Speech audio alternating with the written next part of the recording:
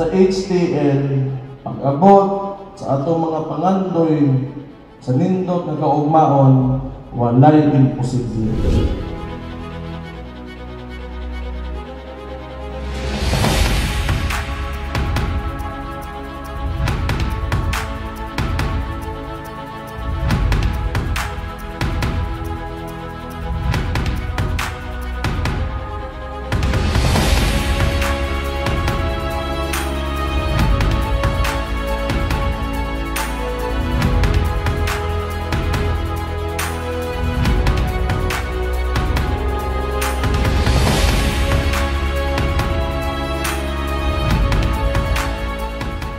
To the members of the Hukbong who are present today, because your presence here today shows nga ligon ang ating partido.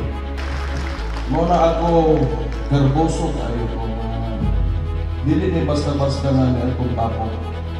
Mao ni halos nga timon na aderitanan ang mga liderato sa mga barangay, sa mga purok, sityo, kung nagisanig nyo suwa, ako nerboso kay ko anak. Muna pasalamat ko kita ihatag ninyo ang oportunidad na pagkakon ninyo sa sityo.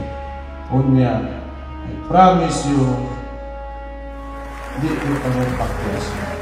Kini nga tigom mahimo ng kabahin sa kasaysayan tungod sa duha ka rason. Una, kini mao ang unang higayon nga gihimo ang tigom nga sama ni ini alang sa partido nga maoy nagupot sa renda sa panggobyerno sa dakbayan sa Davao sa kapin duha na kadekada. Ang ikaduha nga rason mao ang mga hagit ug hulga nga giatubang di lang ning atong partido apan lakip na ang katawhan sa Davao. Tungod ning maong hagit gikinahanglan nga atong atubangon tungod sa atong katawhan nga gidaog-daog, gipahimuslan o gikawan sa serbisyo nga angayan unta nga ilang matagamtaman.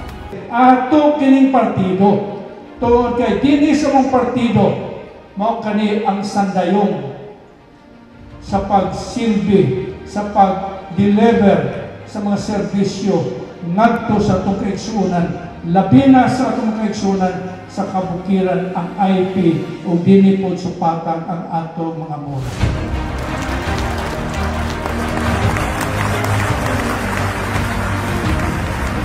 Rodrigo Roa Duterte,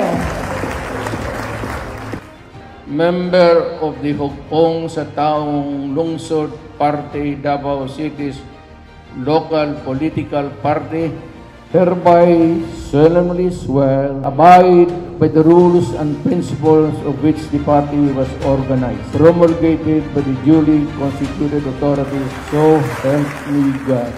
Mapalipuno nato ang atong hukbong, isip partido sa katawhan sa Davao City.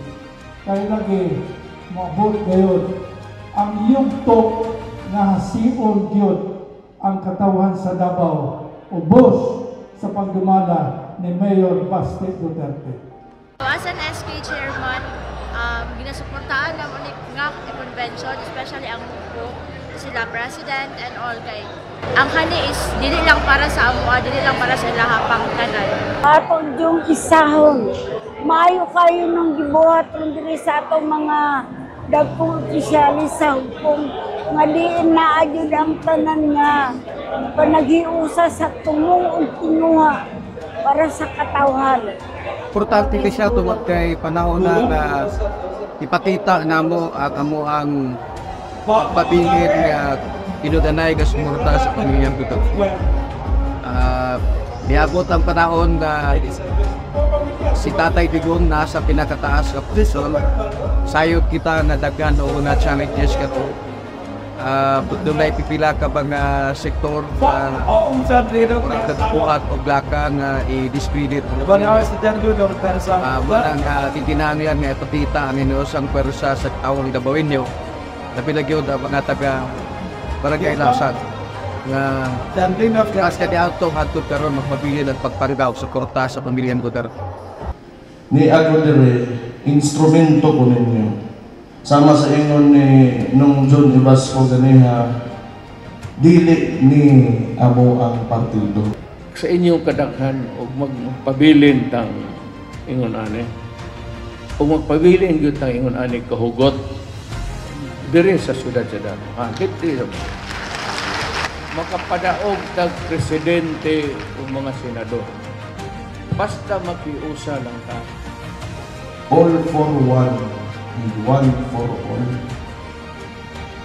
Ang pusa para sa tanan, para sa tanan, para sa usa.